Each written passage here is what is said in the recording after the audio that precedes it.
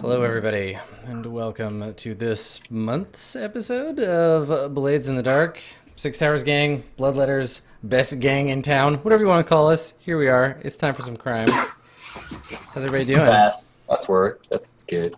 Yeah, I mean, we gotta rebrand every once in a while. We won't be the Bloodletters forever either, so it's all right.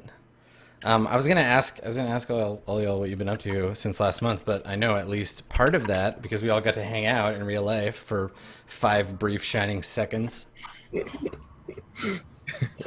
get to play. Seconds that almost overlapped completely. Yeah, I definitely saw you in passing, Sean. I got to play a game with John and Strash. But as goes in real life, so too are cons, and that we were all very busy. But Yeah. One of the funniest moments of Go Play, which was awesome, was when we were eating breakfast one day, and I don't know who it was, but somebody whispered the Bloodletters are having breakfast, stay away from that table, and we're all doing the mugs away thing, and it was great. yeah, that was pretty It was just the three of us at a very big table that a lot of other people could have sat down at and didn't. I was wearing my Bloodletters collariest shirt, so you know. Yeah, it's fun. That's one of the things I love about playing role-playing games in general is how they just kind of take on a life of their own that way. And you, after a long enough time playing with the same group and the same characters, you kind of have these secondary memories. You're like, yeah, that was fun when we did that thing that we didn't actually do, but hey, our characters did it, and that's close enough. Cool. Yeah, I'm really excited to play. Actually, I've been thinking about all the stuff that we did in the last session. Because we're gonna start kind of season 2 now. Hey, what's the plan? Yes, officially start season 2 this time. We teased it last time, but didn't quite get into it. So Wicked. this time we are going to do it for real. Cool. Well, do we want to just get into it? You want to take it away, John?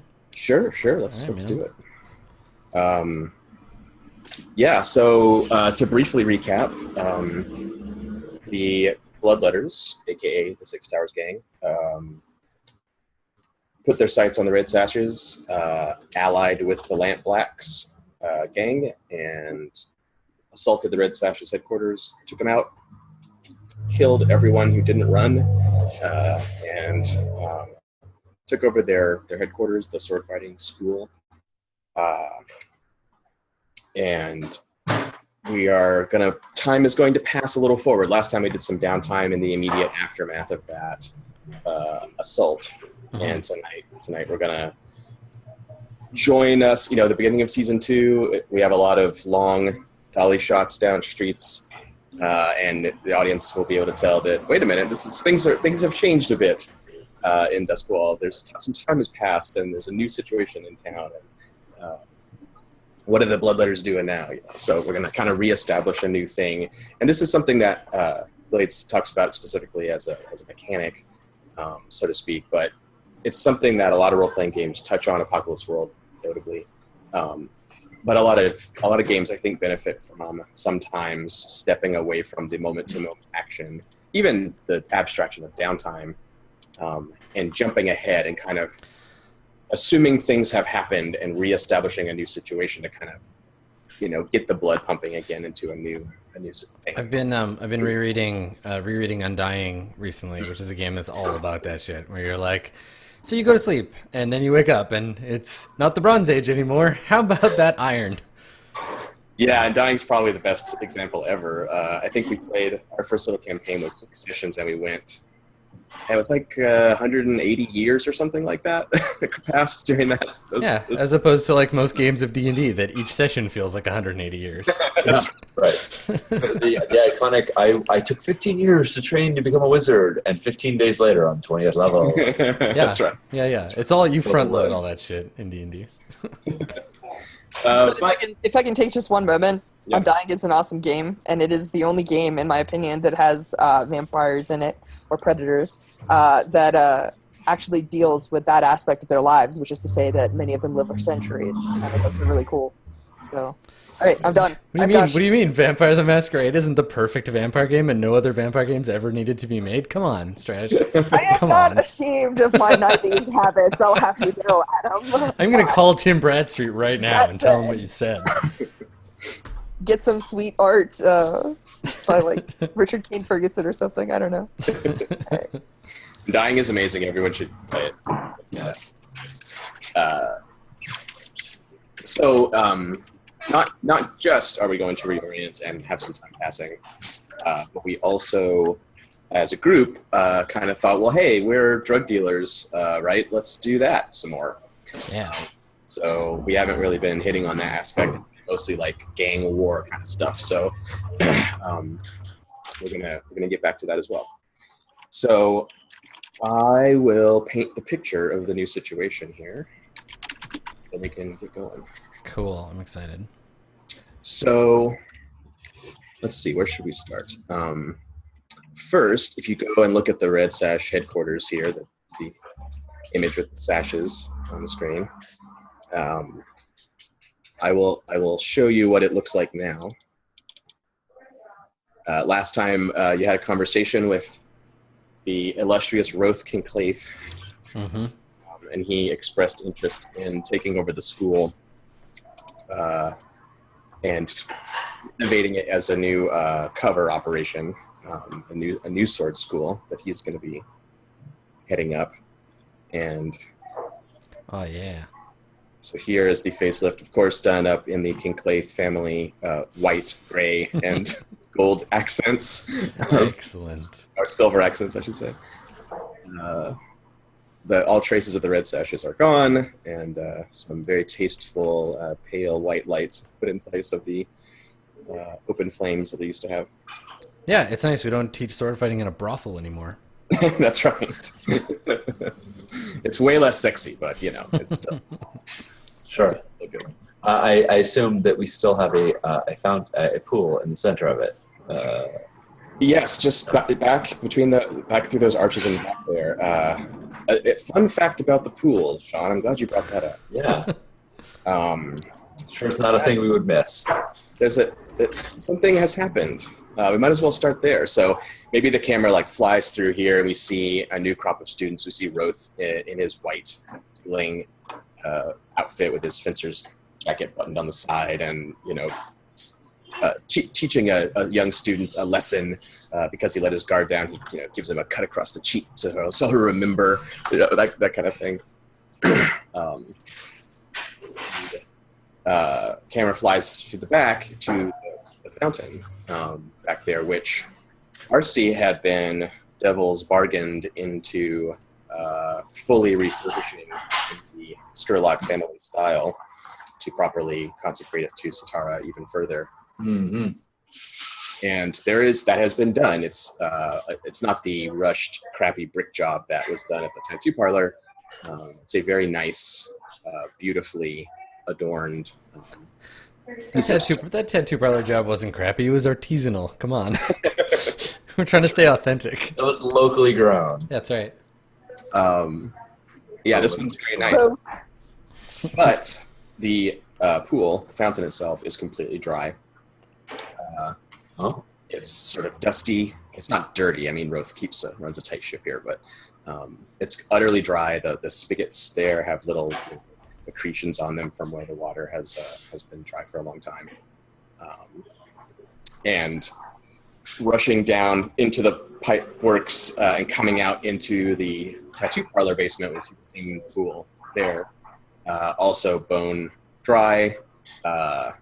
There's casks, old metal barrels that Harrington used to supply you with for the Leviathan blood that are clearly empty and discarded and set against the wall.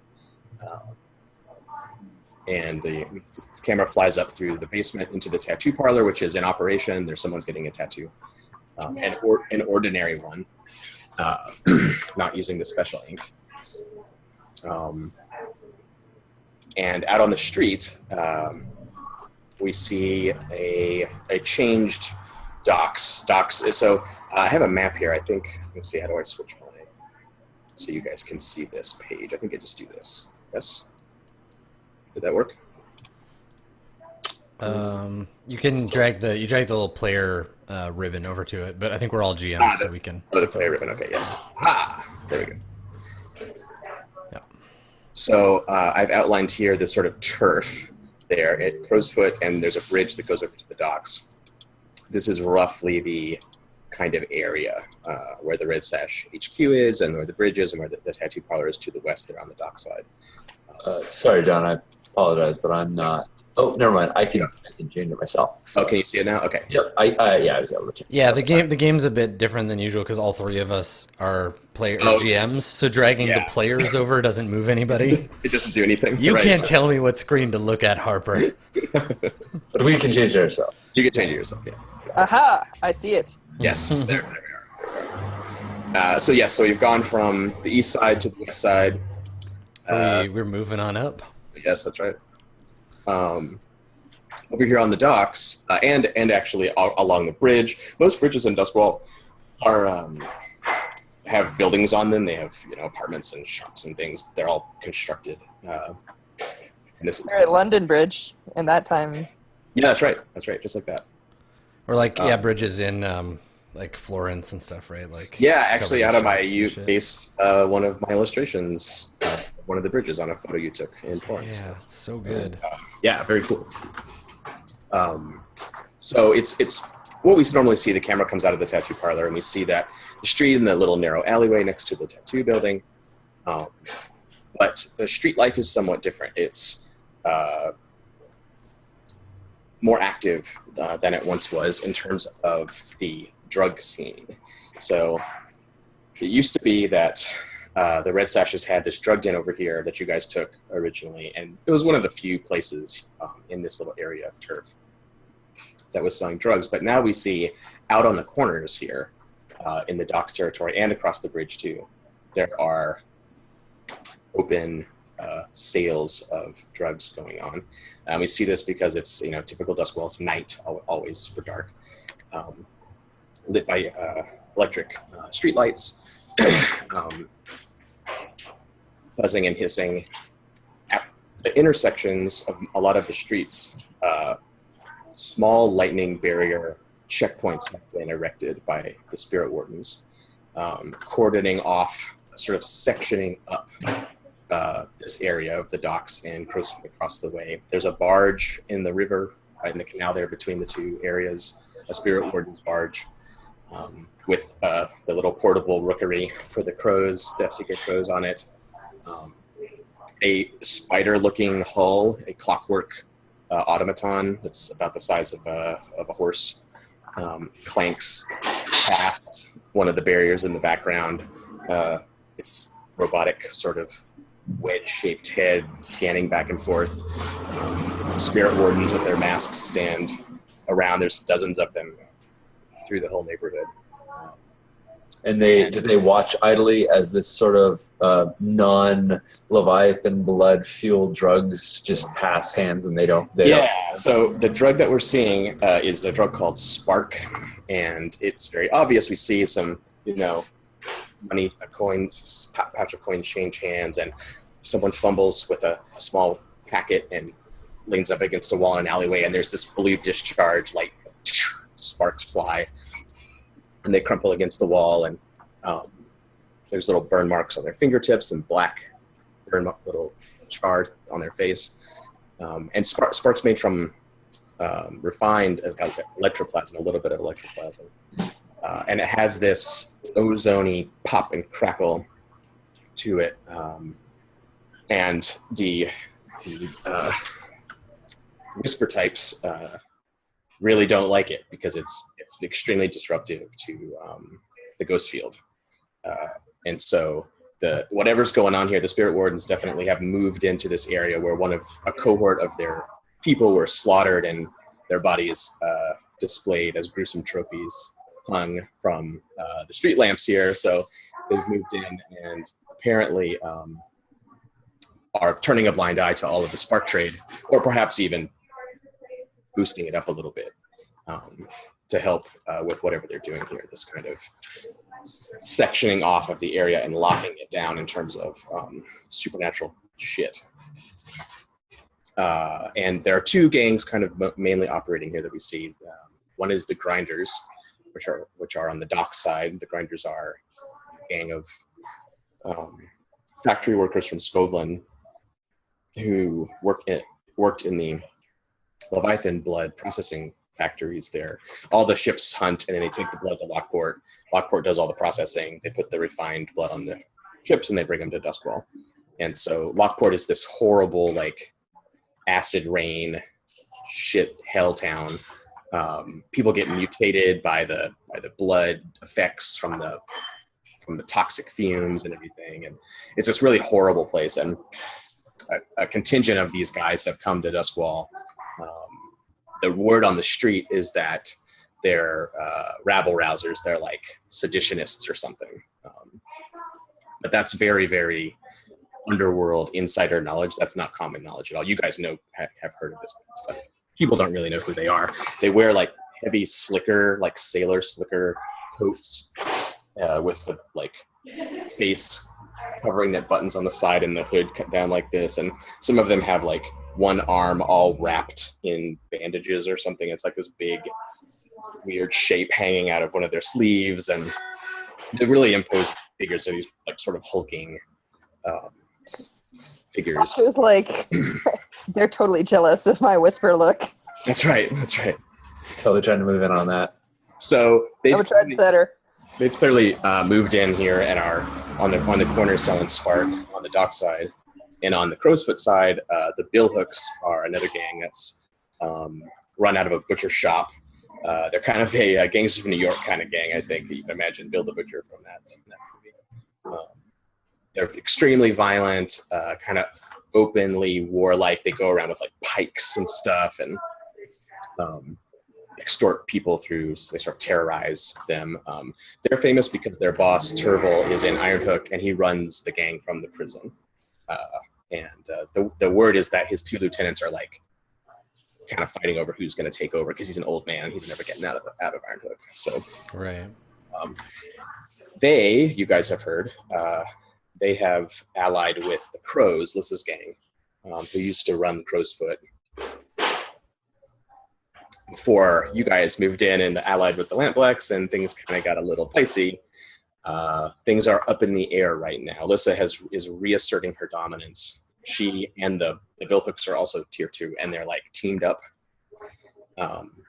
They've taken over the turf that the Red Sashes didn't left behind when they were destroyed, and sort of divvied it up between the Crows and the Billhooks. Basho and you guys just haven't been able to make any headway there yet. Lissa was probably like poised to do that because she saw how things were going, and they made their move. So that's what's going on in Crowsfoot. And what else do you need to know? Do we also see among that drug trafficking on the street? Are we also seeing bloodletters, peddlers in there as well, or have we kind of receded from that trade? You have receded. The Harrington is gone. He's just missing. You don't know where he is. He left or something. He's just gone out of the city. No one knows where he is. Yeah. Last time we talked to him, he was like heading out on a trip. Yeah. He didn't come back. You don't have a supplier. You don't have any more Leviathan blood right now. You've kind of it's very recent, like the last day or so. You've run completely dry. And the grinders and the Billhooks are kind of like taking up your customers who can't get their fix with you. They can't really get their fix without your stuff. Once you're hooked on Demon Blood, I think that's what you want. But Spark is at least like a third stage version of that. The same substance, just refined through a few processes. So it's the next best thing that they can get. They probably need like a dozen hits of Spark to get any reaction, which is playing into your competitors' hands. Their demand has gone way up, and they've been able to like put more guys on the streets and have more presence. And the Spirit Wardens clearly don't care. And in fact, the general blue coat population here is very thin. They're kind of not around. You see a few like here and there, but there are a lot of Spirit Wardens watching for any sort of whisper or ghost or demon or other sort of supernatural activity. Yes. They've locked down the whole area and are in full on battle mode. Basically, they've got the hulls out. They've got eyes everywhere. They're just in full alert after the slaughter that happened to the dudes. They're not playing around anymore. Oscar, you have attempted to summon Satara and it has not worked. Man, what? Okay. Yeah. Your link to her is being blocked somehow. At least everywhere you've tried to do it around in town so far.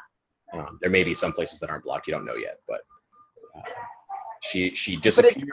It's clear that there is a separation. This is not like our link is broken so much as I just can't pull her to me. Something is preventing you. Okay. There's something's been done to that connection you have to the demon and is cutting you off.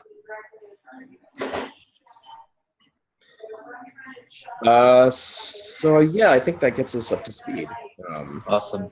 Is it safe to assume that we've had a couple altercations here and there with the grinders and or the billhooks, or I mean, I don't think we would just even if we don't have product, if assuming product just ran out and they've been kind of encroaching anyway, I gotta imagine that there have been some scuffles already. Yes, I think that's fair to say. Between us. Cool.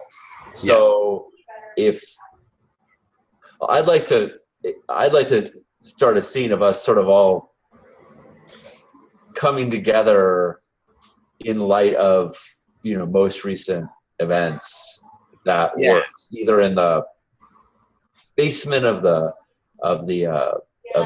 tattoo parlor or some other place that's kind of where this stuff is close by, rather than in Skurlock Manor where it's all kind of distant and far away. Does that sound cool to you fellows? Like a meeting at the tattoo parlor kind of thing? Yeah, I mean, it doesn't have to be like a formal one. I just would I'd kind of like to see our characters in the midst of all this rather than being like, hey, it does look rather bad over there. Yeah, exactly. You know, from 6 hours from Skurlock Manor. We've all taken on British accents in the interim. We've been replaced with posh British actors. What do you mean in the interim? I think Oscar's always had a posh British accent. Suddenly Cantor is being played by Sir Ian McKellen. That's right. I do say, Arcee Keel, there's a problem here. We need to deal with this. Right. That's the thing I wanted to skip. Yes to that. I think I was thinking the same thing. In order to paint that scene, I want to make a fortune roll. Sure. To see which of these two things is happening here. So, your gang and the grinders are evenly matched. So I'm going to roll 2d6 on behalf of your gang. Hey, look at that! Bam. Yeah. Nice. Natural 6s. So. When you get down there, Cyclops has one of the grinders, like at knife point, basically. Yeah. They've clearly been in a fight, and it was either going to be one of your guys taken by them or one of the other guys taken by you. And so you've got one of them, and he's like pressed him up against the wall in the basement. There's a few of your guys down there with clubs and some knives.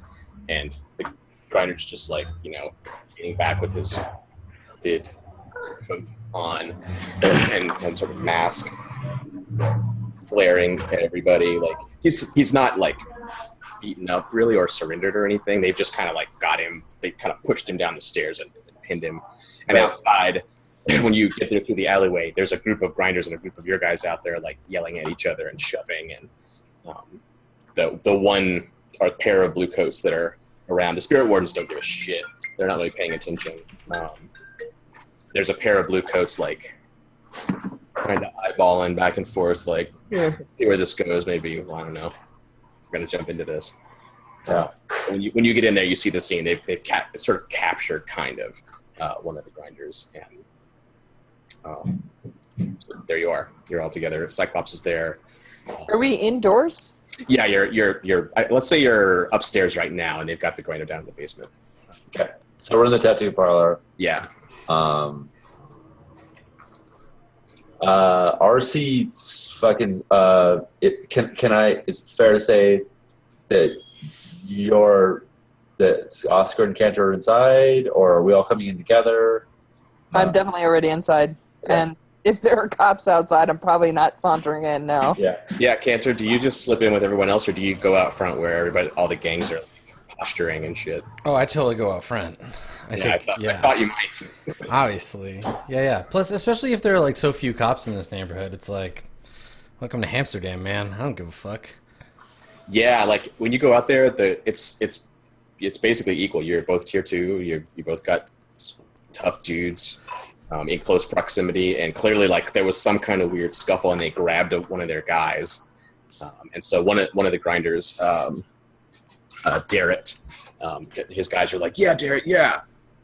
He comes forward. He doesn't have the hood on or anything. He looks like he has a huge brown beard and long brown hair.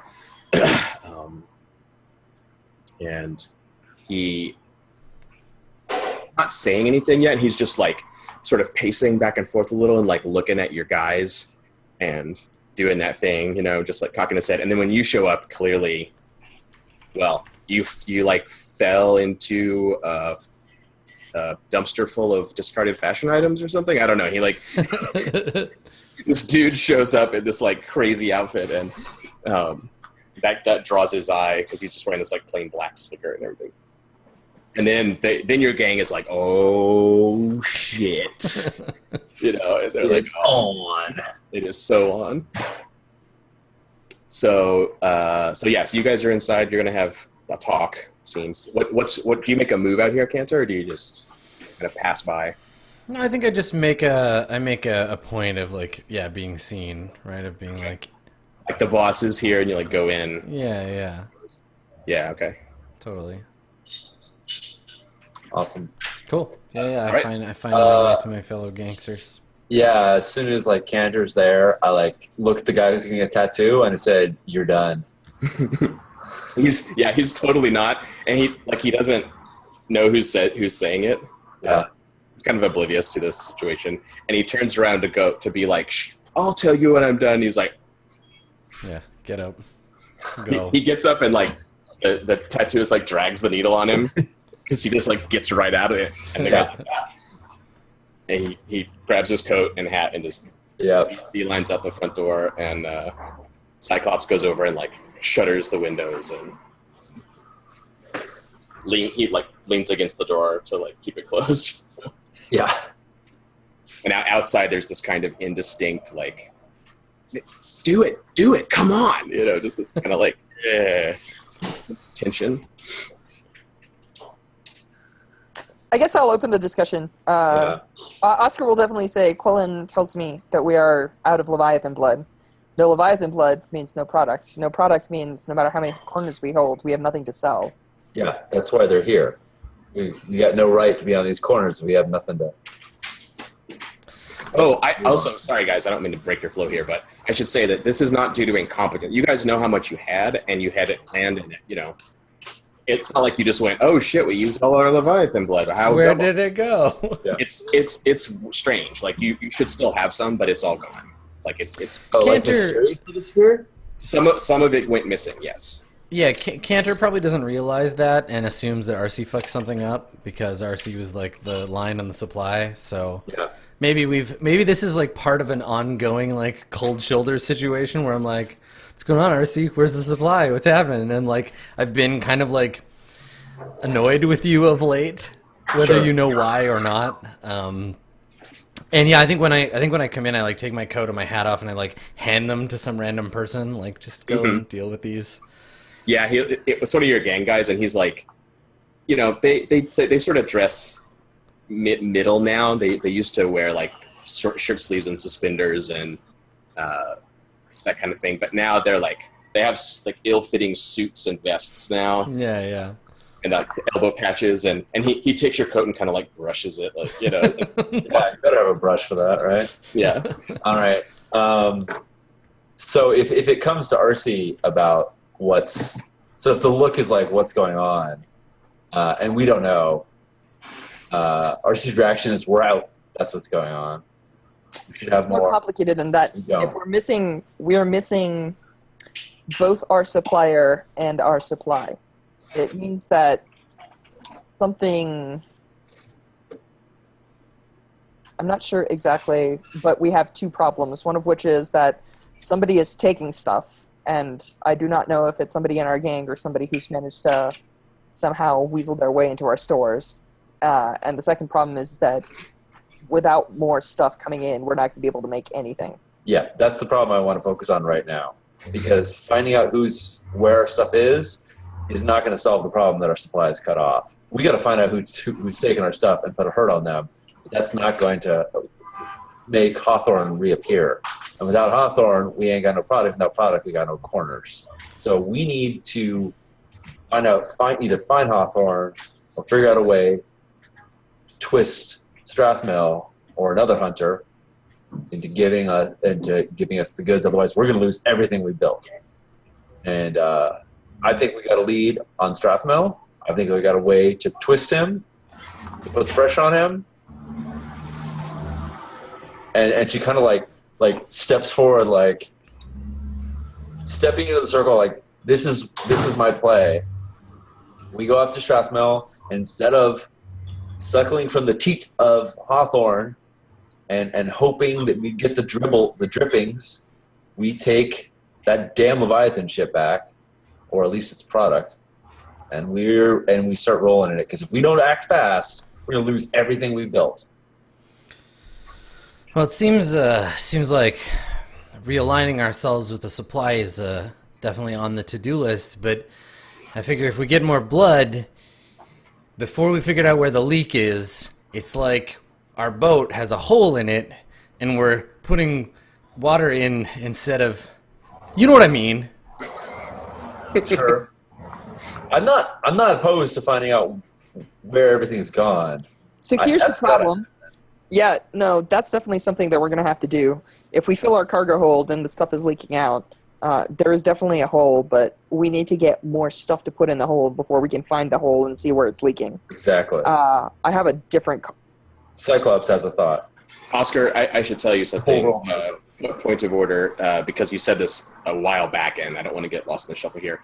You have a small personal supply of the refined tattoo ink at Skurlock Manor that you've been using for yourself. That would get you through a day or two down here for customers if you wanted to use it. But in our time passes thing, let's say like you haven't immediately done that because bringing it into the quarantine zone is a risky proposition, right? Like it's demon blood and the spirit wardens are like all over this place. And so it's a thing you can do. You have the skills to do that kind of thing. But I just wanted to let you know that I know you have that stash, but it's not currently here because it's a very risky thing to bring it here. And we would understand, not that about Oscar's stash, but we'd understand that it's been much harder to get the product. Well, it would be harder. It would be harder if we had any coming in, but I guess that's a point of order. That's a question to you, John. Did our supply get cut off, or did the spirit wardens lock things down first? Have we had to move supply past the current blockade yet? You haven't had to do that yet. You had enough to last until Harrington came back. He didn't come back, and then the day when you came, Cyclops brought you down, and the barrels were empty. And there haven't been like, because now like since Oscar mentioned it, Cantor is obsessing over like I'm just standing here thinking about like who's the fucking leak, who's stealing our shit out from under us. I'm like giving evil eye at everybody else in the room aside from you two, because like just the fact that you mentioned someone in the organization might be disloyal, I can't think about anything else. I would say that when Cantor starts doing that, all of the gang members in here, there's like 3 or 4 that aren't outside. Cyclops and a couple other people. Cricket's here with her cool new scar around her eye that RC gave her. as soon as Cantor starts giving that look, the look he gives before he just starts like shooting people, the gang, they get really nervous. They get like, their faces are just like, and Cricket can't help herself. She's like, it's not like it's not like I would never. And Cyclops like jams his hand over her mouth and like pushes her back against the door with him, and she's kind of like, shit. Yeah. I'm gonna like give Cyclops. I'm gonna give him an eye. I'm like, we got a problem, Cyclops. And like look at Cricket. Like, you know something about her that I don't know. They're both just like, nope. I look at RC and Oscar. I'm like, are you seeing this shit? Like, look at these two. I want to study.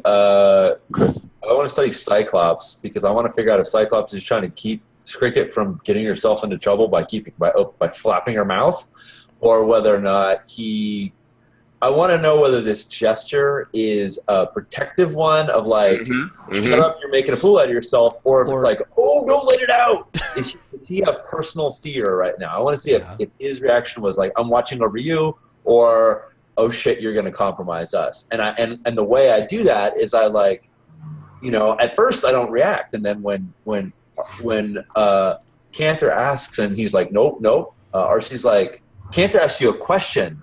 What's the answer? Like she demands that he like give an affirmative response, and I want to see how he reads. Like he should front. He should be like, no, I said I'm loyal. Fuck you, right? Yeah. There should be this cockfighting thing going on, and if it's not there, I'll continue to stir the shit so that you can see what his reaction is.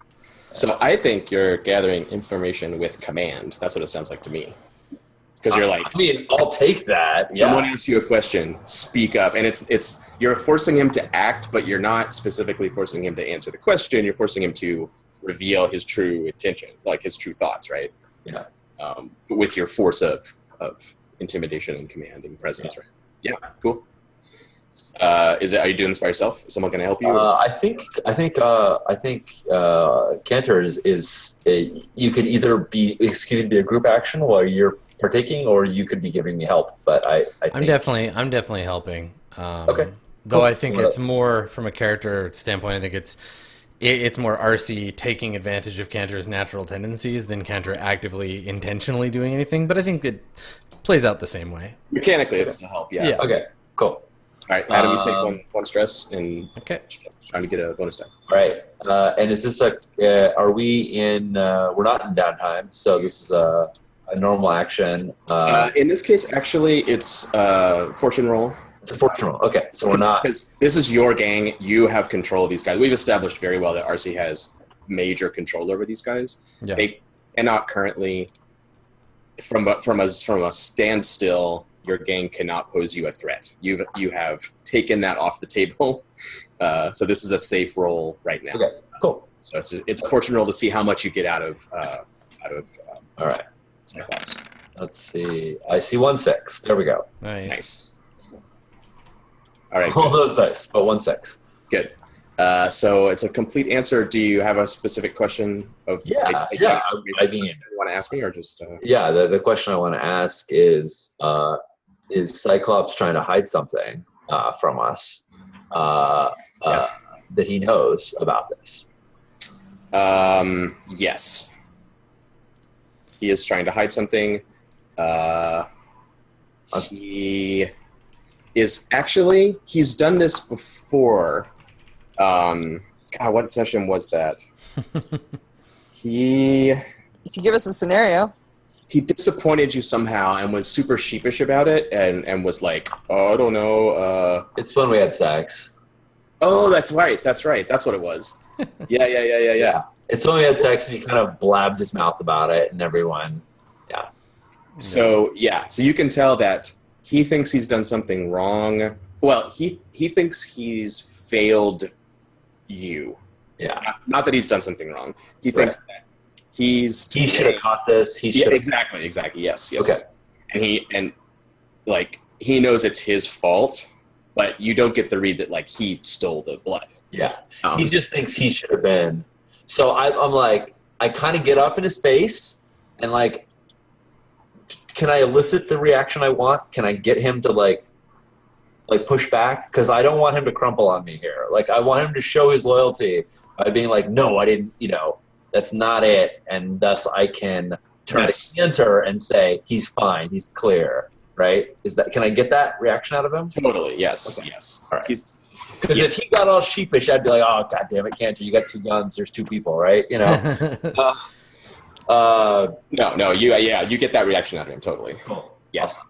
So I kind of get, we get close, and I go, all right, we're good then. It's not them, but we all know we got a problem. And Can I attune? What I'm trying to do is I'm trying to read the field here, because demon blood is not. You said the empty barrels are there, right? Mm-hmm. So demon blood is a mystical substance. It shouldn't just spontaneously vanish. It should, it leaves a trail when it's taken places and stuff. Echoes, right? Yeah, I imagine that it probably has like a chemical trail in the air, like alcohol would, but it also probably has like a ghost field trail too. That's exactly what I'm trying to read. I'm trying to see if I can get any sort of imprint, like what the hell was moving this here other than just standard gang members.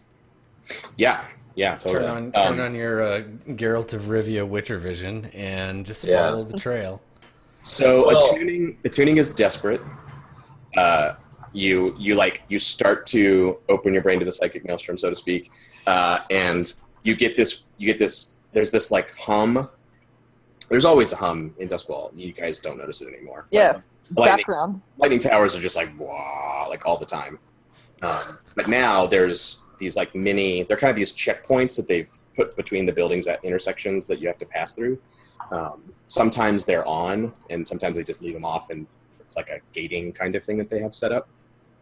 But there's one down at the end of the street, like directly across from the tattoo parlor is sort of docks and ships. But if you go right, there's a T junction there, and that's where they kind of blocked it. So with these checkpoints, can people walk? People can't walk. I mean, electroplasmic fire will incinerate anything, living or dead, basically, right? Yeah. So, well, it's not like instant phaser blast incineration, but it would be like horrible injury, burns, like probably death. So when people have to walk through them, the idea is that they're blocking out ghosts, but if, say, a person was possessed, they'd have to turn it off in order for just the person to walk through safely anyway, right? Right, Yeah, except there's PSA checkpoints, right? Like you got like pat downs, and they're looking at people to see if they're suspicious and dressed like blades or whatever. Well, yeah, there's something else too, though. It's something that Strush did last session. You can push through the field there's these special tools you can use to like bubble someone so they pass through it. Yeah.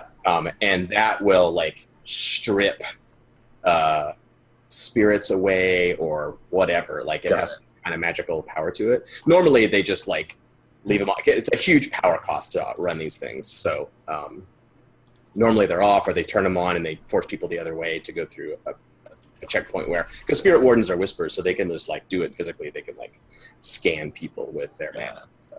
But when they really want to, they can turn these things on and just like guide someone through with their lightning hook and and rip whatever's on them off of the person. It's not very safe, honestly. Like sometimes that doesn't work real good, and the field wobbles and you get electrocuted or something like that. That's just how it is. The cost of doing business. Yeah, it's not safe to do that. Oscar's done it twice now, and it's not a pleasant thing to do. But so Oscar, you get the sense, you get that, you can hear the buzz because these checkpoints are around, the spirit wardens are around, and as you start to attune, you feel that this like pressure, this like intense local pressure of lots of enemy agents like just poised right here, right on your doorstep. And so you can do it. You can just like, it's like, this is like a stealth thing, right? It's like you're hiding behind the pillar and the guard goes by and you're going to like rush over to the next room. That's essentially what you're doing. But in the ghost field, you need to like wait for the right moment and then make your move. So that's why it's what I'm saying. And what you're risking is like instant detection by the local spirit wardens is what's going to happen. So do you want to do that? Of course I do. It's not that. Listen, our gang currently has a leak, and these motherfuckers are might scare some people, but if they're going to come over and try and, I mean, they can bully us, and I can keep myself low and quiet, but this is important. Like, this is the future of the gang. We need to know if we're straight or not.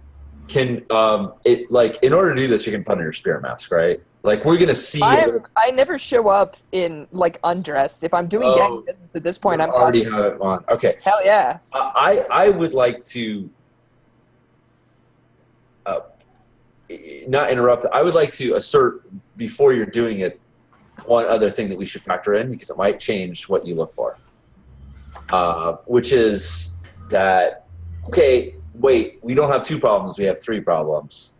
Where did our stuff go? How do we get more? And how are we going to move it through all this shit out here? We're not going to worry about that. Yeah, one fucking problem at a time, man. The correct answer, RC, is that we need a supplier, which means that we need to make an alliance with some smugglers, and then it becomes their problem. We don't need to worry about the federales till we have the cocaina, so let's just... This is the typical answer you get, RC, right? When you're like, what about this obvious problem? They're like, That's what they always do. Yeah. What is this strategy of which you speak? Tactics, my friend. Tactics. Yeah. So in good news, I get a 4, so I do it. In bad news, I get a 4, so something interesting is going to happen. Yeah. Well, they detect you. Yeah, that's what happens. That's fine. So, I have a plan. Yeah. Well, you can resist that, but so Cyclops, you get the clear read that like he thinks it's his personal fault, a failure of security, on his part, to not keep an eye on the blood like they should have, and he's worried that Arcia is going to make an example out of him, or possibly Cricket or whoever else, because when the gang fails, that's generally how things go. So you guys have your little interaction there. While that's getting heated, Cantor, you hear outside a very distinctive scuffle of a foot that you've heard many times in your life growing up, where someone plants their foot to punch and slides in the gravel of the street, and there's a muffled fist into a coat kind of sound, and then a wrestling noise, and people grunting, and things are getting very physical outside. So I guess at that point, if RC has given me the it's not Cyclops, PC telepathy head shake. right. I hear that noise. Yeah. And I look at Cyclops and I'm like, get the fuck outside and do your job, man. He's huge, right? We've established he's this big, bald, scarred, tattooed sailor guy. Yeah. And he kind of looms at you when you say that, and he stands over Cantor and is like, yeah. And it's this weird mix of okay, you can talk to me like that, and I gotta just fucking take it, and I gotta go do my job, And he's not trying to intimidate you. He's just ugh, and I'm probably don't loom at me. Don't fucking loom at me. Get out there. Yeah, it's totally just that and it's as much. It's as much me I'm redirecting him, right? I'm like, all right, you're feeling kind of tense in here. RC says it's not you. Let me redirect your energy to something more productive, like kicking the shit out of our enemies. Here's an opportunity. Go and do your thing. Yeah. So a few things happens at once. So your gang are savages. They're loyal savages, right? So he opens the door. You see him. He just beelines over to Darrett, and Darrett's like, "Oh, they're not going to send their leaders out to talk to." And he's around the time he says leaders, Cyclops just belts him right in the mouth and snaps his head back, and then ducks down and grabs him around the waist, and they just go at it. And it's you've seen this a lot too, Cantor. This is the dominance fight. This no one's taken out their blades or guns. Yeah. This is just we're just gonna fucking get you, and they just go at it. They all start wrestling. Antlers clashing. Yeah. Yeah. So that just kicks off. Strash, so Oscar, you see into the ghost field. You get the weird ghost echo thing that we've seen before, with these blurry silhouette people moving. You see The Ghost of Silver. Remember her? Yeah, I do. The first I person thought she was in a cancer bottle. murdered, I think. Yes, the leader of the eels. Of was the it? eels, that's right. Yeah. Yeah. Yes, you bound her with your spirit stone, and we're like learning secrets from her. You had her sort of pinioned in Skurlock Manor, and we're like working on this weird project because she had survived being disintegrated and had some kind of weird. I thought she was in a spirit bottle. You sure did. Thing. Yeah. You did the normal thing you do with ghosts, and she has established that she has ghostly abilities that are not normal ghostly abilities. She defied your will in that one fight and tried to help the other side, and so clearly she has more secrets that you can practice with. And it's weird. It's like we're seeing back to session 1 of our, like, you see down in the basement Silver and these 2 eels, not the 2 that you murdered originally, or 3 or however many there were, but the eels have that distinctive, like, close-fitting gray leather bodysuit kind of look that they wear, and like poncho type cloaks. I love how all the gangs in Duskwall have their own kind of like uniform. Yeah. It just makes me want to put a bunch of beer bottles on my hand and start clinking them at somebody. That's right. Well, and it's classic that, of course, our guys do too. Like, first they look like sailors, now they're kind of dressing up a little bit more. They all have a sort of similar look, but if we have, our look is just dramatically different from them.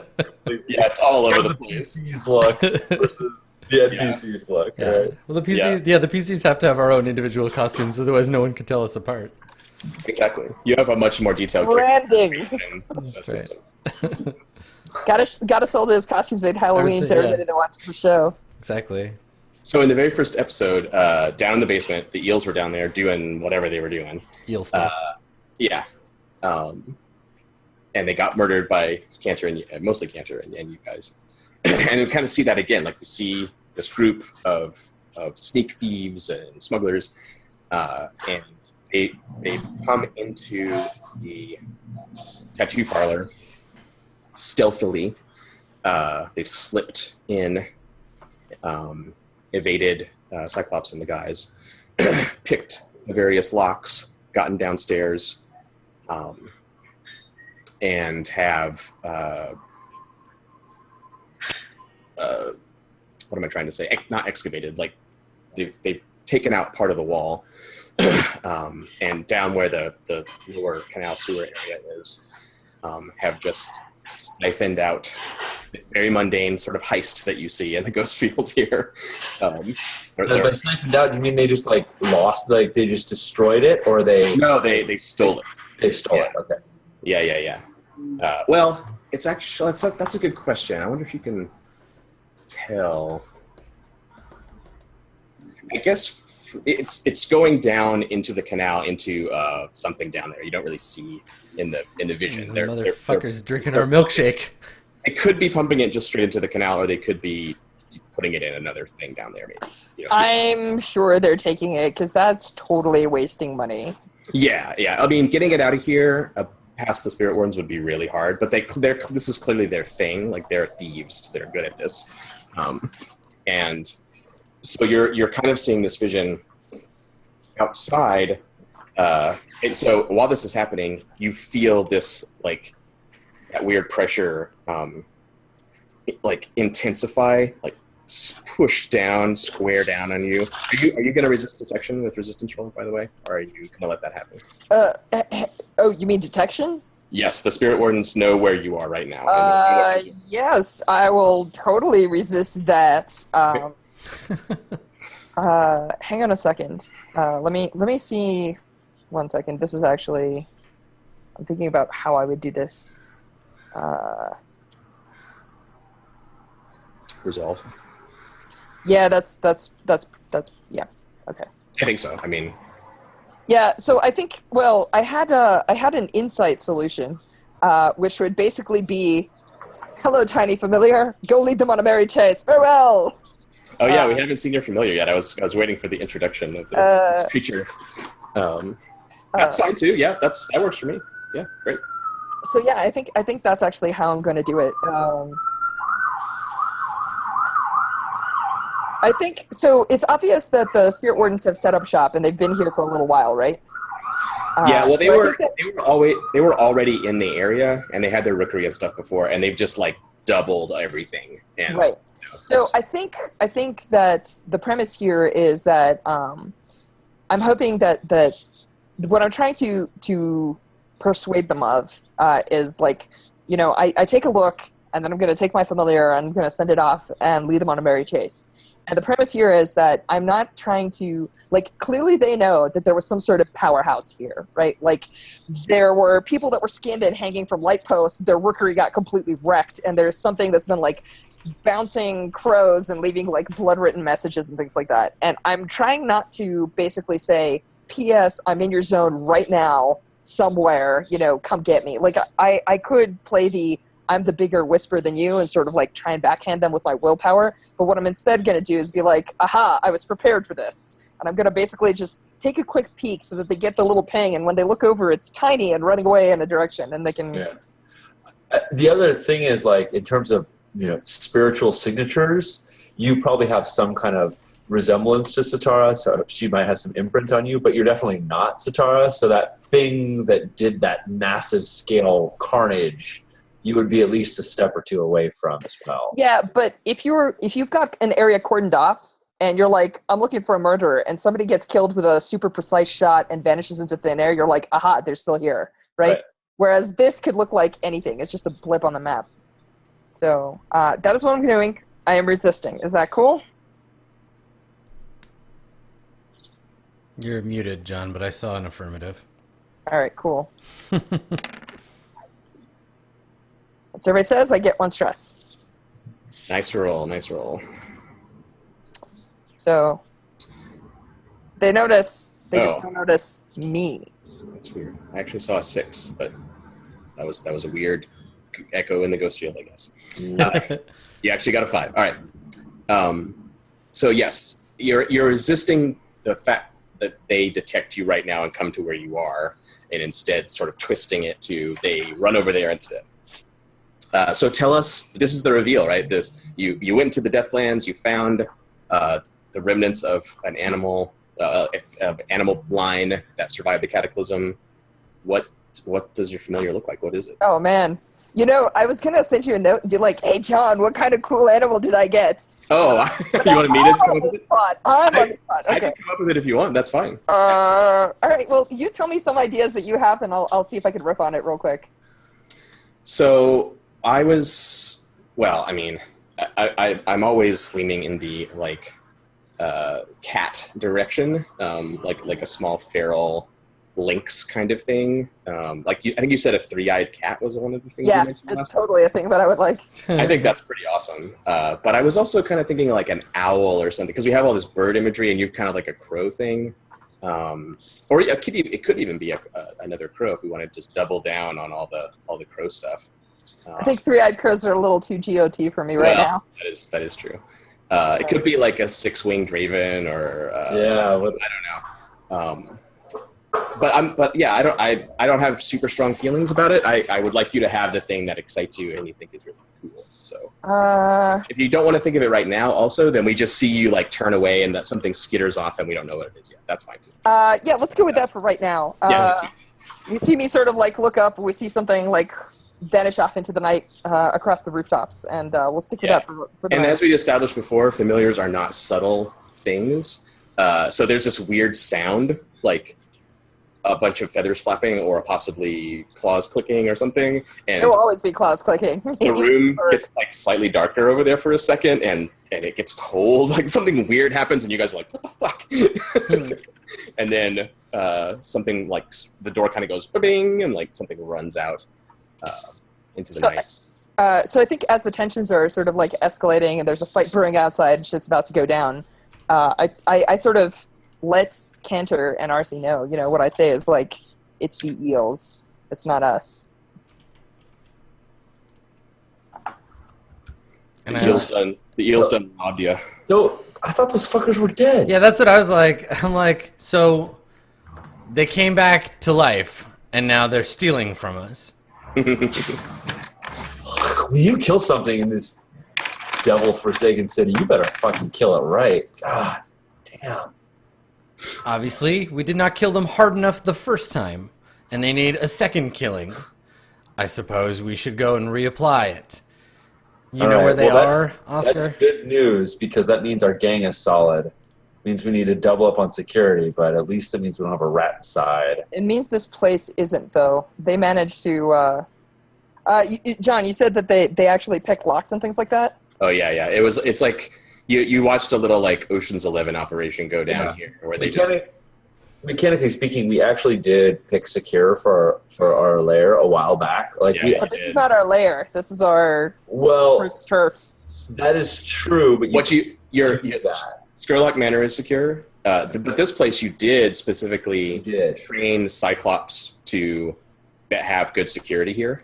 So it all comes back to it still being Cyclops' fucking problem. Yeah, I mean, just mechanically behind the scenes, so you know, like I rolled your 3 dice of security, so like that was a thing that went down against the heels. Yeah. So what this means is they're really good. Like they're very good. You guys know your shit was locked down well, and you trained Cyclops specifically to protect this place, and they still got in. So they're very good thieves, is what I'm also going to point out that I am definitely not telling anyone that it is actually my fault, because Silver was tipping them off and giving them clues and totally knew our area as well. We wouldn't believe it was your fault anyway. We'd be like, no way. That is just giving yourself too much credit, right? Yeah, they don't know about any of that stuff. Like that. Actually, I don't think Arcee would say that now. I think she might have first season. Now she would not say that. But that's on Oscar's list to clean up. As Cantor is fond of saying, that's an Oscar problem. Word. So, yeah. All right. Can you find these eels? Can we track them down? So if we have ghost eels, well, if we had any more shit, then we could set a trap, but we have no shit, so they're probably not coming back, because they know they took all our shit already. Right. First order of business is to acquire more, and then second order of business is to make an example. They are so small. They're actually quite skilled, but they're so small and so weak that what I am hearing is that somebody who doesn't like us, who might be stronger, is probably allied with them. Well, There's going to be... I mean, how many? I'm saying this mostly to Arcee, as if I think Arcee knows, but how many different ways are there to make, stuff out of Leviathan blood? Like, can we put word out on the street? Like, where's this? Because they didn't steal it just to fucking throw it around. Like, they're selling it, right? So no, it's distinct. I mean, everybody knows our stuff was different than everyone else's stuff, and that means that different stuff is now in their hands. So unless they're sitting on it like idiots, show up. If they're a bunch of chumps who are just trying to hurt us, we might not see it. But if they put that out, we can find it, because people are going to recognize it. Those dope fiends out there are going to gravitate towards it like moths to a flame. They'll find it for us. So that's very true. Yeah, I mean that's the thing, right? Like our regulars are all fucking sparked up right now, but there's got to be somebody who was willing to like leave the neighborhood to find the stuff they were looking for. Well, and who else are they going to sell it to? We had to make a market. You don't turn that into product overnight. These eels are some dumbass motherfucker stealing from us. Well, they're not strong enough to face us on their own. There is something else in the mix here, but I think that we go back to the original plan. We acquire more shit. That should be our first move. If we go about acquiring more shit, then it's just going to give them more stuff to steal, and it's going to make us look like chumps. If not to everybody, to the eels. And they're going to start fucking talking about how they pulled one over on us and how we're just their personal supply. We need to find them, and we need to kill them dead. We got to fix this vermin problem. But if they talk about us, that's how we're I don't think that there is any disagreement, Cantor. But in order to keep the business running, in order to fight a war, even against the people who are inferior, means that we need gold in our coffers. So, I go back to my first point. We find the shit now, we kill them next. And I'm like, this is a problem we don't solve with gold, Oscar. This is a problem we solve with steel. And I like jingle my fucking pistols. Do you have little pistol jinglers? Like you have little like. Oh yeah, they got a little like you can pull on them and they kind of shake your pistols. Yeah. It's like one of those roll-up flapping dickies. Yeah, but no, I just like I puff my chest out and I'm like, with steel, like we gotta go get up on these fuckers. They are thieves, So good at running and hiding. I'm not. Do we know where they are? Even So, Cantor, just in the dramatic logic here, you're like steel, and you hear this, "Wow!" and like the window of the tattoo parlor goes and like breaks, or like damn right, a bullet hole through it, and you hear someone outside go, "Whoa, whoa, whoa, whoa, whoa!" and you hear like blue coat whistles, and madness. The door like bangs open, and Cyclops is like backing up with some of your guys, and they're like drawing swords and guns, and the other side is drawing down. And from downstairs, you hear this like pummeling sound, someone getting like punched over and over again. Yeah. And Darrett's like all bloody across the mouth, and he's standing at the front, and like he like pops open the breech, and the shell comes out, and he reloads. He's the one that shot, he like reloads it. He doesn't like repoint it back at Cyclops. He just like reloads like this, and he's like, "Is Cyclops been shot?" No, they missed, and they shot through the window. There's a window. Yeah. It broke the window, or it put a hole in the window. It's like separate panes like that, so it broke. Yeah. And he's like, "Give us our man right now, or it's gonna get a lot worse." And Cyclops he's about to say something, and then he's like, like looks back in the room where you guys are. Right. You said that there's like blue coat activity.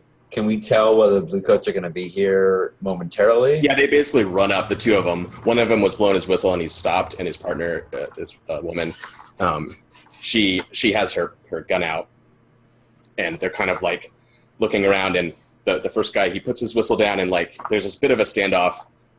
He looks at his partner, and she like kind of shrugs, and he's older, he's sort of gray, grizzled. You know him, like he's worked this area forever. We should give him a name. He's a guy that you guys have bribed and shit. And he reaches back and he takes out his one pair of manacles and like swings them on the end of his finger and just kind of like looks back and forth. Right. Because this guy is Derek is the guy who's fired the shot. We all know it. It's clear. Yeah. But there's no way the blue coats can arrest him with like all his dudes sitting there, right? I mean, like, do they look like they're ready? They don't look like they're ready to jump. They look like they're ready for us to solve this problem ourselves, right? Their look is like, this needs to be finished. Like, this needs to be over right now. So we're gonna haul somebody out of here. Write a report. Yep. One of you come over. One of you is getting arrested right now. So don't make us do any work. We're gonna write a report about this and then let your guy out tomorrow, and everything is gonna blow over and it's gonna be fine. Awesome. That's the situation right now. If nothing, I want to and I want to go down and if you guys think this would drastically be a problem, let me know. I don't think us having one of the grinders gives us any benefit right now. When we go off the grinders, we're not taking them down one at a time. We're gonna fucking maul them. I want to grab the guy by the scruff and like drag him up the steps, basically like throw him in front of the blue coats and say, "This man has been trespassing," and nice. and basically give him that excuse to give him and show that Darrett, he can have his guy back tomorrow once they let him out. Like, we've let him go. Blue coats are gonna take him away. They get the arrest. Yeah, no, that's such a great trump card. Yeah, like everyone knows when you do that, they're just like, well, shit. and the blue coat, he goes, "Oh, well, we can't have that. Not around here. This is a nice neighborhood." And he eyeballs everybody, and yeah. A couple of guys break and like chuckle under their breath, and the blue coat kind of does too. And his partner is younger. She's not as experienced, and she's kind of looking at him like, "Are we gonna die?" Yeah, totally. And it's like a Judge Dredd, Judge Anderson situation here. And this isn't like Cinda and Rafe, right? They haven't come back. Cinda and Rafe will never come back. They are. Yeah, they're done. They're gone. They probably quit being blue coats. Wise choice. So the guy he doesn't walk over and cuff him. He just keeps looking, and so you like walk the grinder over to him, right? Yeah. The grinder's just like, and he Right. Clinks the manacles on, and the grinders all like put their weapons away, and they all kind of like back off. And before they leave, it was who was Darrett that took the shot? Darrett, yeah. So I'm gonna walk over to him real slow before he leaves. Yeah, his guys are like turning and leaving, and he sees you coming, so he turns back, and like his hand goes loose at his side with his pistol in it. Yeah. I walk up, real slow, like, and I make a point to walk through the broken glass, so it like crunches under my boots, and I get all up in his face. I'm like, "You owe me one window, motherfucker." Nice. Roll your command. All right. Let's see what your guts are like, and his. I would be willing to help if you want it, but basically, like RC still has a like a hand on his guy, and I think I like fucking Ron Perlman style, like hold him by the neck as I'm like pushing him out there, and like I don't know that RC could snap a neck with one hand. That's a little insane, but. Like I hold him stiff for a second, like your man's life is in my hands. Are you not to be trifled with, Sean? Do you have that? I'm not to be trifled with, but I am brutal. So. Oh, well, okay. Then yeah, you could seriously injure him with your bare hands, yes. Yeah, right. So I'm gonna spend a stress and throw a helping die. Okay.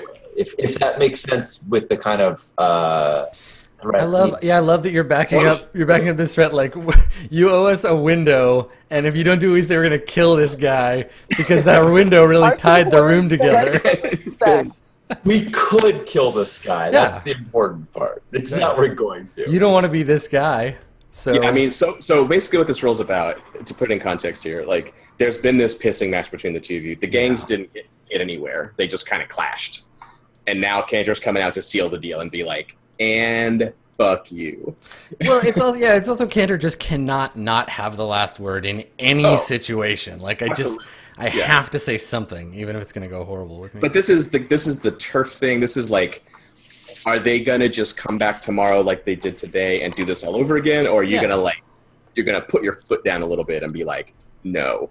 Yeah, exactly. So with RC's help, I have a D6. I have a single die that I can roll for command. Oh, do you have nothing? I'm not commanding at all, no. So it can be a group action. That's a better arrangement then. Yeah, why don't you let me help you with the group action then? Okay. I'm not going to spend the stress. I'm going to roll, and you take the better of our two rolls. Perfect. Yeah. Okay. Yeah. Because, and mechanically, I think that the significant difference is that I don't like he's about to get handed over, and I kind of see Cantor do this, and I'm like, wait. I don't say wait, but I like pull him back, and I'm like, we're not finished yet. I might not actually hand you over the blue coats. I'm going to see what happens with Cantor. I'm still holding you hostage. That's how I'm going to represent that. All right, so you both roll your command then. Sure. Okay. And I will, if you wanted, if it's significant, I would totally take a devil's bargain of pissing off this blue coat. Like that I was gonna make it all easy for him, and now I'm not. Or the other devil's bargain here could be that he's not gonna. He's like, man, bad gang stuff. You guys do this all the time, but she's gonna be like, I gotta clean up this town, right? That it like affects her personally in some way, right? Because right now she's his partner, right? Where she's like, kind of gets disillusioned with him, and it's like, no, we gotta clean up these gangs, and he's like, shut up, smoke a cigar. Oh yeah, I like that. I like that too. That makes more sense because I figure he just knows we're posturing. He doesn't. Yeah, care. He knows this isn't a serious beef yet. Awesome. Yeah, she sees him kind of playing ball with the criminals, and she's like, "No, I am justice." Exactly. Yeah. Okay, she needs a name. She can't be justice without a name. Unless her name is Justice, and that's cool then. Okay, I will give her a name. Cool. And this is risky. This is desperate. It's risky. You guys are evenly matched, I think, so it's risky. Yeah. Okay.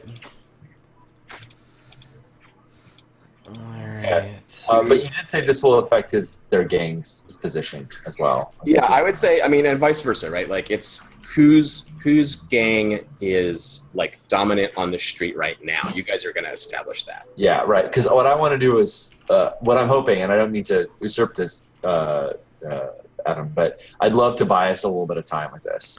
Like, Yeah. buy us a little bit of time where they're not going to try and take our corners, even though. That's, yeah. I mean, that's the thing, right? Is like, I wanted to keep putting the pressure on these guys that we are not, like, obviously distracted by the eels, right? That we're like, no, you are our main priority, you bag of dicks. But secretly we're like, deal with the eel problem. Quickly, fuck. Get the product. Get past the Yeah, lightning come on. barriers. Yeah, I think You're that's like totally, really priority number 4. those are totally the stakes here. Yeah, you like buy a little time, they back off a little, or they just don't, and like tomorrow they just come right back and push further into your territory. And keep, All right. keep. Okay. I'm going to roll as your. Yeah, me too. Let's do that thing. Boom. Ooh. All right. Yeah, I am not good, so thank you. Luckily, you can't stress yourself out. The Thanks. worst person in a job should always lead it. Yeah. Because, yes, that's 6. Cool. Nice. So as we've been doing the whole session so far, I am the noise and you are the fury, right? Like, Side note, this wasn't mentioned explicitly. I didn't roll partially because the moment the door opens and this whole thing is streaming out into the public, I am in the shadows and out of sight. I am not flashing my whisper card. Yeah. Yeah, Not with all that's these a good wardens call. around. Are you slipping away, or are you just hiding here? You just don't need to come outside. I mean, you don't need to. Yeah, I'm just hiding here for now. Okay. Like I am out of sight and not fucking with the situation. You're not going. Okay, because- gotcha. Yeah. So the veteran blue coat's name is Finn, and the rookie, her name is Vey. cool. Vey. Yeah.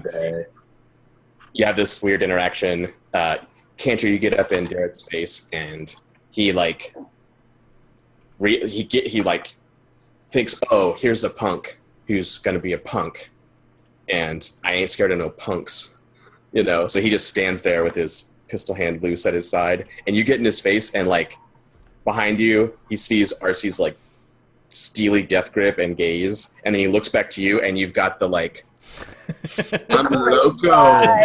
Exactly. I'll fucking do it. And he's just like, oh no. The rumors are true. Yeah. Their reputation is true. All that shit people say about them, dropping bodies and in a wheelbarrow and all that shit, and going across the bridge, and the Red Sashes are just not around anymore. Like all the rumors and all your rep just hits him in the face, and he's just like, okay. Turns and walks off. Nice. Oh shit. Awesome. I love it. Flash forward like a couple hours later as the guy's getting like brought in for the night or whatever. We see like bruise marks on the back of his neck. Yeah, he's got like your handprint on him. And Finn just like tiredly trudges away with the dude who doesn't resist or anything. And Vey like stands there for a moment, and she's like looking back and forth, like the wheels are turning in her head. Nice. We're not even noticing. We're not even. It's not even our mind that would care. She walks to catch up with him. She's just like, shit. Awesome. Should we take a break there? Is that a good? Do we want to pick a score first? Do we want to pick a thing we're doing? Or Sure. Yeah, we could do that. That's because there are 3 things we put on the table, 4 things we put on the table. This is semi out of character, but just for sake expediency, finding new product, killing the eels, pushing back on the grinders, which I think we know is the least priority, but it's a priority, and getting through the security, which you guys also seem to think is not a priority. I think in order of priority, the getting more product and dealing with the eels are kind of on par. Like we could do them in either order. If we get the product, we can use it as a trap for them. If we kill them, then the product will be more secure when we bring it in. Either one of those. So I think those would be our first 2 I agree. we want to do. And then securing a route in and dealing with the grinders. Because the thing is, they're filling a power vacuum we left, so that situation will change when we have product again. Right. Yeah. They may become a non-issue or much less of an issue once we have... frankly, we can't really deal with them until we have product. Exactly. Like it's necessary. We have to keep fronting like we don't not have product for now. So let's sort that situation out. I think... I feel like I could go either way, and like Cantor will happily follow along. With either we get more product I'd like to push the Strangford lever since we have it. We don't have anything on the eels. I'm sure we could find the I mean, eels. ideally, what we really want is like our own ship, right? Like we want someone who's totally like on That's my point. Is we have leverage over a captain of a Leviathan hunter.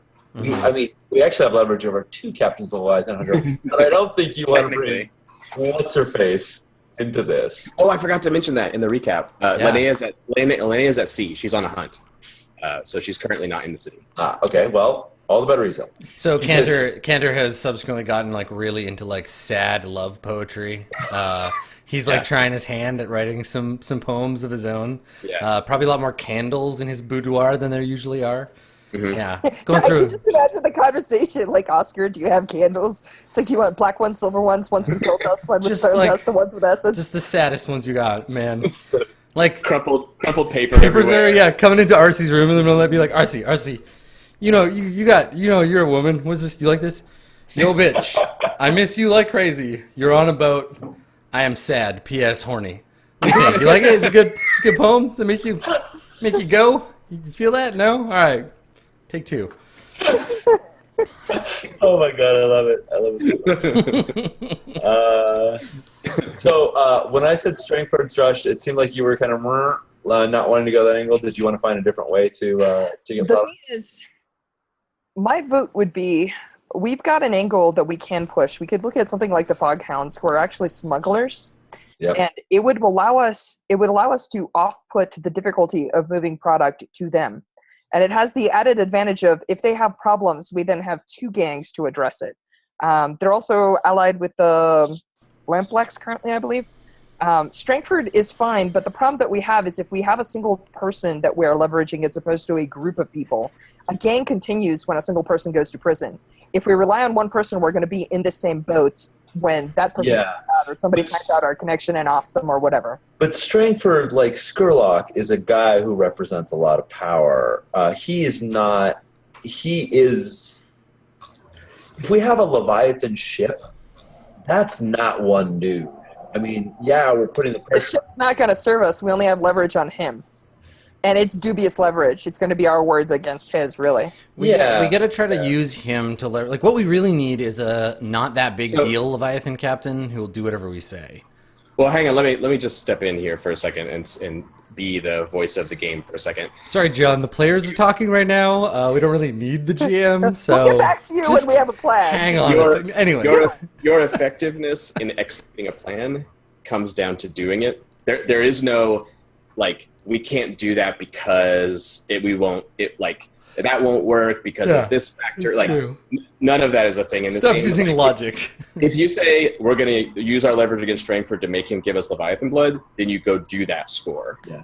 He already did that with one of the people on his boat, and this is where we ended up. So I know, but shooting down the thing before you do it is pointless in this game because it just comes down to execution. The reason why it won't work later is the thing that may not happen. Look, we're trying really hard to play Shadowrun here, John, and you're harshing our vibe. And the thing I'd like to bring in is that unless you guys have a different thing that is in your personal interest, this is something I would like to do because for RC, this is tying back into Julian and her past, and I want to keep that kind of material in the middle. Like the Foghounds, we don't know. We've never interacted with them. Strangford is part of her past. So for me, as a player, this is introducing fiction that I'm interested in. So I'm not like... All of these things are potentially going to fall apart in the future and not work.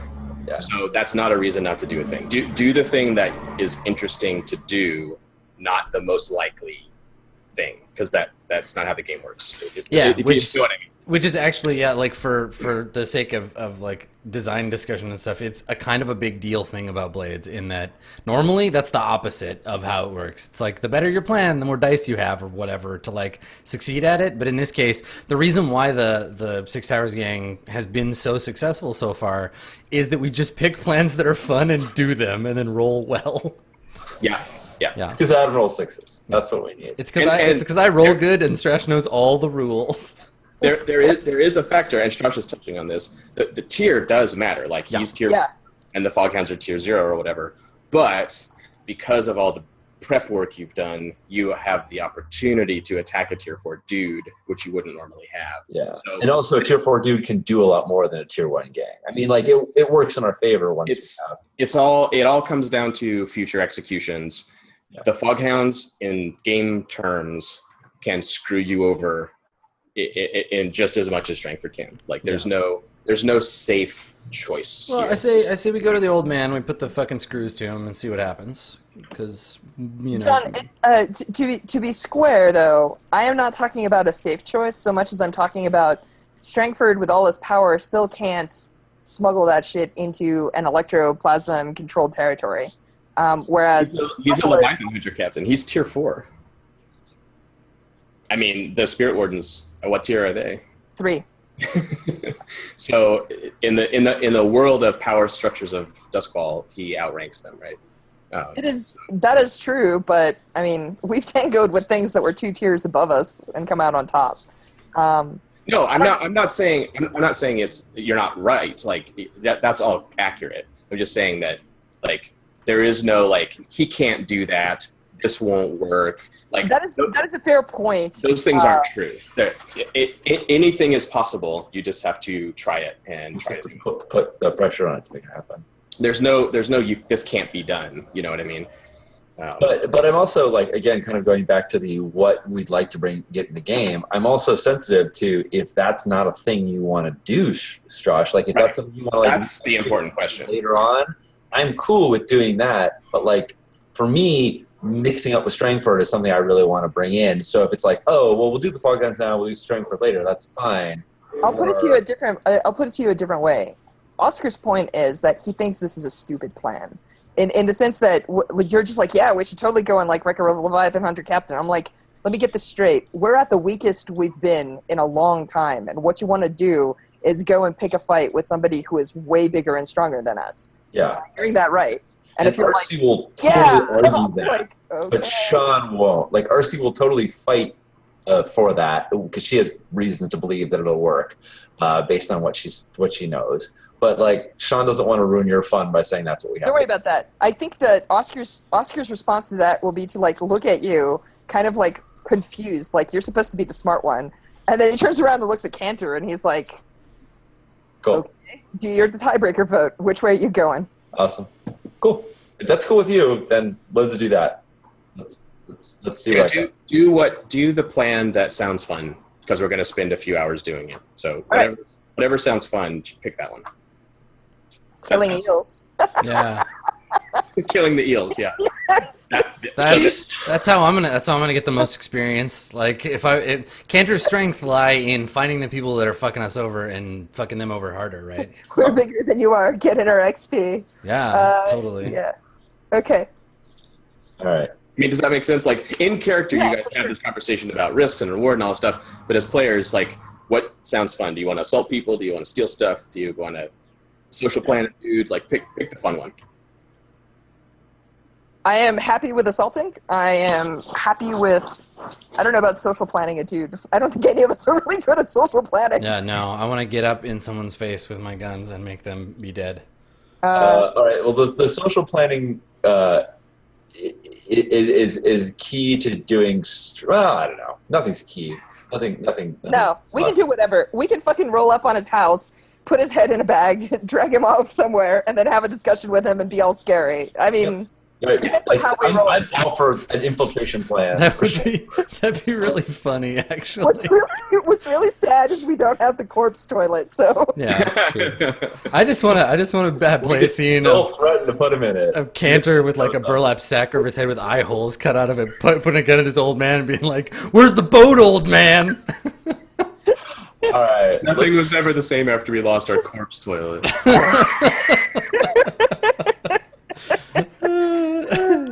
Yeah. All right. Cool. All right. Back. Do this all after break? Yeah. Cool. Yeah. So hang on. Just what I'm hearing is it's an infiltration and kidnapping of Lord Strangford. Is that the plan? No, that was the jokey plan.